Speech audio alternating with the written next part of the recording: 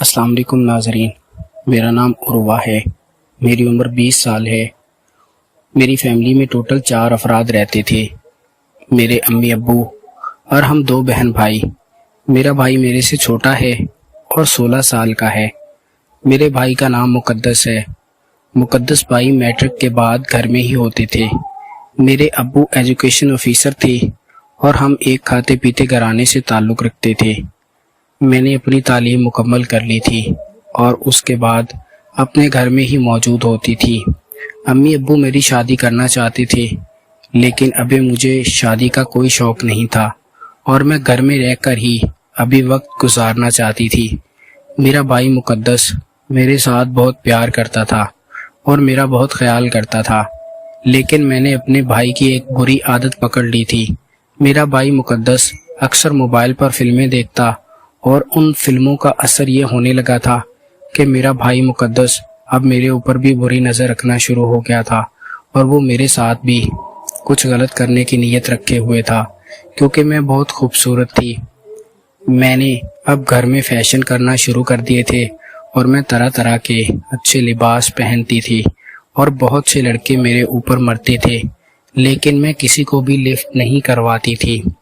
اور میں نے یہ سب کام چھوڑا ہوا تھا کیونکہ میں کالج کے دنوں میں کافی لڑکوں کے ساتھ یہ کام کرتی تھی اور کافی لڑکوں کے ساتھ میں نے یہ تجربہ بھی کیا تھا، اس لیے مجھے اب اس چیز کی عادت ہو گئی تھی۔ لیکن اب کالج چھوڑنے کے بعد تو امی ابو مجھے گھر سے باہر نہیں نکلنے دیتے تھے، اس لیے میرا بھی گزارا نہیں ہوتا تھا۔ لیکن میں نے یہ ہرگز نہیں سوچا تھا کہ ایک دن مجھے اپنے ہی بھائی مقدس کے ساتھ امی گھر کے کام کاج میں سارا دن مصروف رہتی تھی اور میں بھی امی کے ساتھ کچن کے کچھ کام کروا دیتی تھی۔ ایک دن امی نے بولا تھا کہ مجھے تمہارے نانا نانی کے پاس جانا ہے۔ ہماری رہائش سیالکوٹ کی تھی اور میرے نانا نانی راول پنڈی رہتے تھے، تو میرے نانا نانی کچھ بیمار تھے، تو ہماری پڑھائی کی وجہ سے امی نے اکیلے جانے کا فیصلہ کیا تھا، تو امی بس کے ذریعے راول پنڈی پہنچ گئی تھی۔ ابو شام کو ہی گھر آتے تھے اور کبھی کبھی ابو اپنے آفس میں ہی سو جاتے تھے، کیونکہ جب امی گھر نہیں ہوتی تھی تو ابو کو بھی گھر آنے کی ضرورت نہیں ہوتی تھی۔ امی سے ڈر کر ہی ابو اکثر گھر آتے تھے، کیونکہ ابو کو بھی باہر رہنے کی عادت تھی۔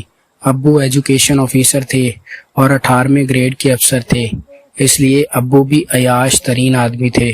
ابو کے پاس اپنی گاڑیاں بھی تھی اور کافی سارا پیسہ تھا، اس لیے ابو بھی عیاشی میں گزار دیتے تھے، اور اس عیاش باپ کی میں بھی بیٹی تھی۔